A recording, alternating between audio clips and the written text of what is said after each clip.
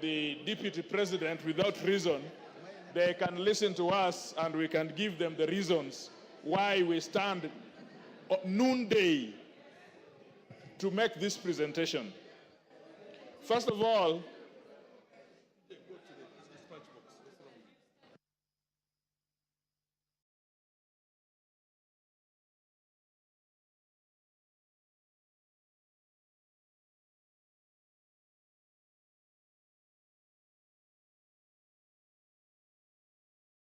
Member for Machakos County, what is the problem?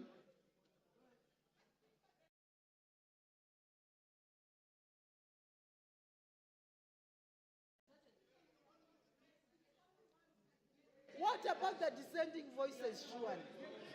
The speaker has no way of knowing who is dissenting. Yes. Go on, Kajwang. Yes.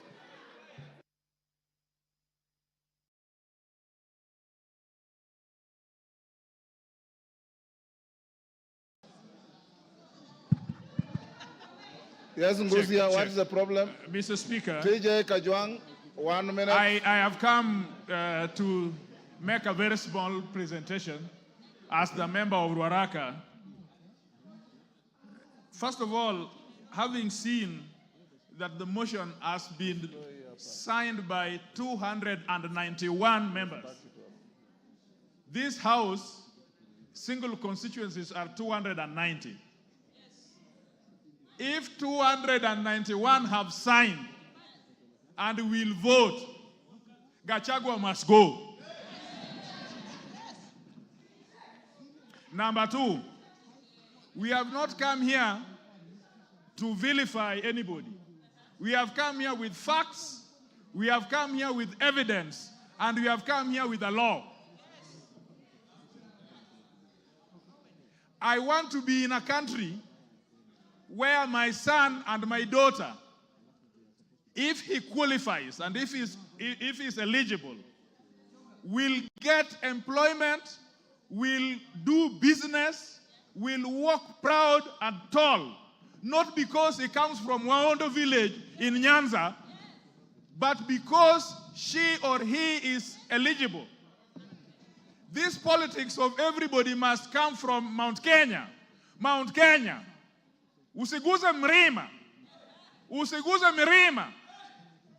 We must show, Mr. Speaker, that this country is for us all. We must show, Mr. Speaker, that there are no people who are entitled more than the others. That there are people who fought for Mau Mau more than the others. Or that there are people who are more populated than others. And so this idea that they work for Kenya Kwanza government and that they must eat, it is their time to eat. This deputy president his mentality is that he got votes for President Ruto, and so it is his time to eat. For that reason only, I would vote, because I want a situation after we are through with elections, everybody, including me, is served because I pay taxes like everybody else. For the deputy speaker to go to... Wamuchomba. There's a point of order. Mr. Speaker, is the member on the floor? Which order? Mr. Speaker, I'm addressing Mr. Speaker. You are not the Speaker. I am addressing Mr. Speaker.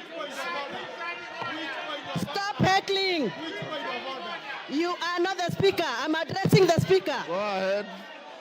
Mr. Speaker, is the member Honorable Kajwang in order to say that there is a mentality that the deputy president has a mentality to eat? Does he have any gadget to measure mentality? Is that a mentality? Which gadget do you use to measure mentality? Go on. Check. Mr. Speaker, first of all, pronounce my name properly. I'm not Gachechwa. I am Kajwang, not Kajwang. Number two, Mr. Speaker, this is a problem. Everybody, I heard them call it Raira, Kajwang. some of you must learn that we are in a country for everybody. Nobody is powerful than the other. Nobody comes from a section of community. Today we will show that this country is for everybody. Mr. Speaker, there must be hygiene in leadership. There must be hygiene. You cannot trade with government, and you are the deputy speaker, deputy president. Sorry. You cannot trade with government, and then you are the deputy president. You cannot trade with government, and you are a state officer. Even you who are sitting here, stop trading with government, so that you only have one work, which is an elected member of this house. So evidence has been laid before us, and we are clear on page 16 of this evidence that him and his family, first of all, he thinks that his family, it is all right if his family trades with the government. He has not read the Leadership and Integrity Act. You yourself, your wife, your mother, your son, your daughter must not trade with government, so that we allow enterprises to grow out there.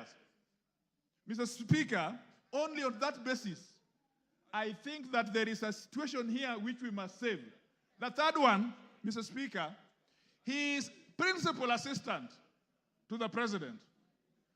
If we don't deal with this thing today, all vice presidents or deputy presidents will think that the president is age mate.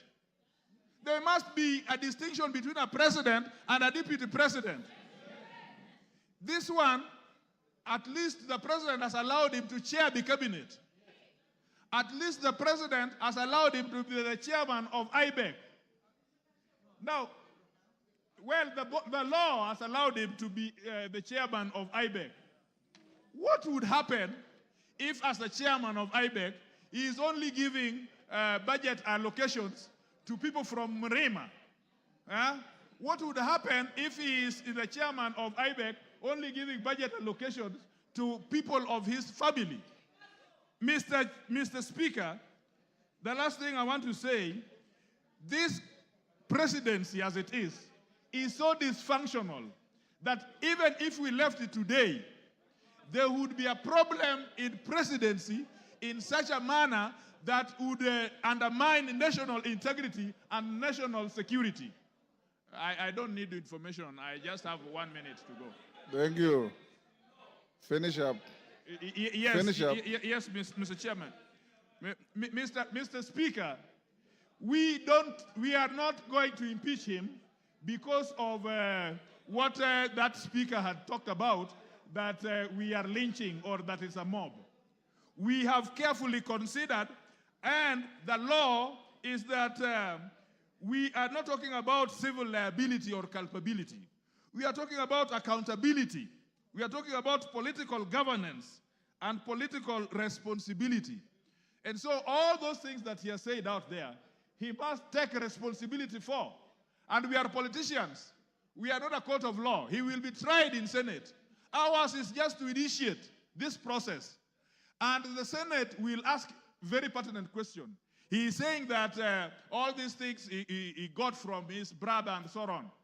They will investigate and find out, did he pay tax for them? When he filed his report and said that he's worth so much, did he say that he also got something from his brother? Now, no, it is not here. You don't know. This thing is asked in the Senate. It is the Senate that is the trial chairman and the investigating. So the Senate will also ask his return forms. He's also re-asked the KRA forms if this information are consistent. And so, in all the evidence that I've seen, in all the charges I've seen, I return a verdict that Gachagua must do what? Gachagua must do what? Gachagua must do what? Order, members, will you be upstanding?